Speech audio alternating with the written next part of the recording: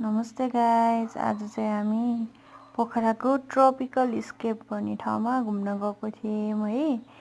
अनि मेरो साथी मेरो छोरीहरू गएर गएको थियौँ। तर कस्तो दामी ठाउँ रहेछ, यस्तो रमाइलो ठाउँ, एकदम रमाइलो।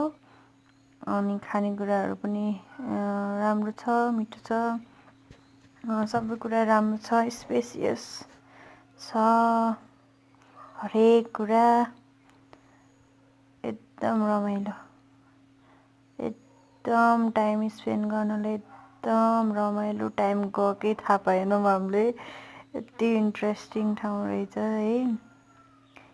एकचोटि भिजिट गर्नुहोला, कति राम्रो छ।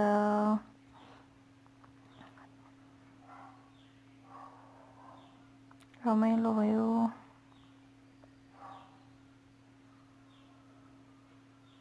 छोरी पनि रमायो, एकदम रमाइलो, एकदम वाउ टाइपको। वाउ, अलि भित्रपट्टि छ तर राम्रो चाहिँ दामी छ, दामी छ।